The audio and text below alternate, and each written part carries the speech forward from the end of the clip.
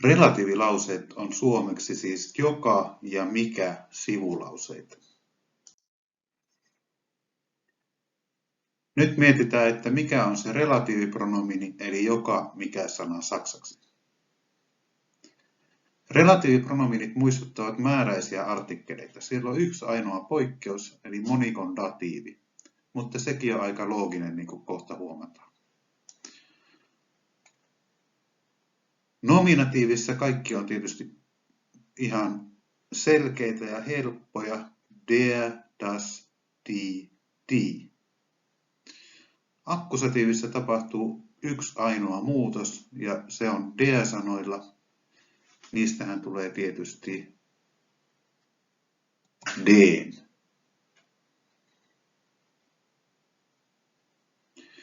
Datiivissa täällä värikoodauskin kertoo, että maskuliinit eli der-sanat, das-sanat, molemmat saa samanlaisen relatiivipronomiinin datiivissa.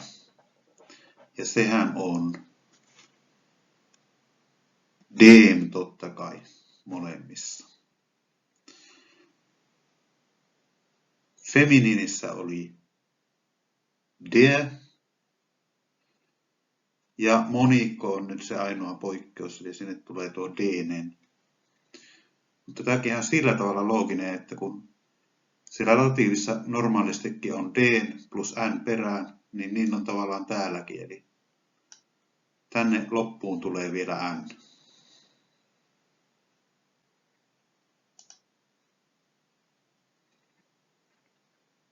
Sitten kun viitataan koko edeltävään lauseeseen, eli esimerkiksi semmoisessa tapauksessa, että halutaan sanoa, että tänään meillä on Saksaa, mikä on kivaa, niin silloin käytetään relatiivipronomiinia was. Sitten mietitään, että miten se relatiivipronomiini valitaan. Eli täytyy aina katsoa sitä, että missä sijamuodossa se relatiivipronomiini on siellä relatiivilauseessa. Missähän sijamuodossa on tämä der täällä?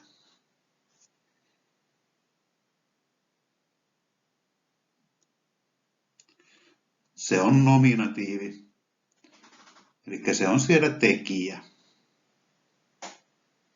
Siksi käytössä nominatiivi. Das ist ein Buch, das ich schon zweimal gelesen habe. Eli tämä on kirja, jonka olen lukenut jo 2 kertaa. Nyt se kirja on lukemisen kohteena. Eli se das, joka siis viittaa siihen kirjaan, niin sen täytyy olla akkusatiivissa. Mutta koska se on das-sana, niin akkusatiivi ei näy siitä relatiivipronomiinista. Ich habe einen Hund, der Rocky heißt. Missähän sijamuodossa tuo der on? No se on tietysti nominatiivissa.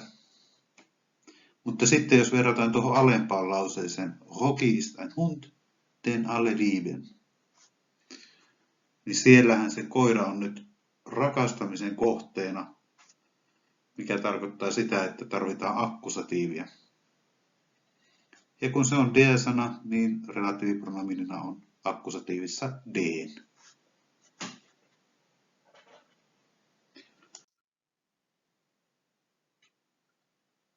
No sitten jatketaan vielä tätä valintaa. Wie heißt das Mädchen, mit dem du gestern im Café warst? Miksi täällä on datiivi den?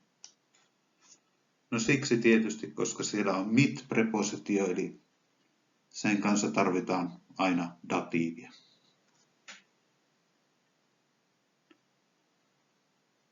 Heute habe ich keine Hausaufgaben, was ich super finde.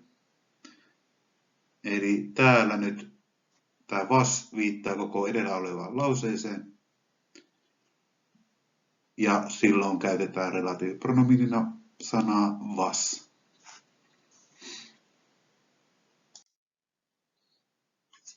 Sitten vielä loppuun muistutus, että relatiivilauseet on sivulauseita, eli se verbi, joka taipuu, on viimeisenä, ja muut on sitten ennen sitä lauseen lopussa. Eli täällä katsotaan, ich habe einen Hund, der Hockey heißt. Täällä on vain yksi verbi, ja se taipuu tietysti, niin se on viimeisenä. Täällä, das ist ein Buch, das ich schon zweimal gelesen habe. Gelesen on se perfektin toinen osa, tulee toiseksi viimeiseksi. Ja haben verbi on se apuverbi, joka taipuu, eli se on tietysti viimeisenä. Italienisch ist eine Sprache, die ich nicht sprechen kann.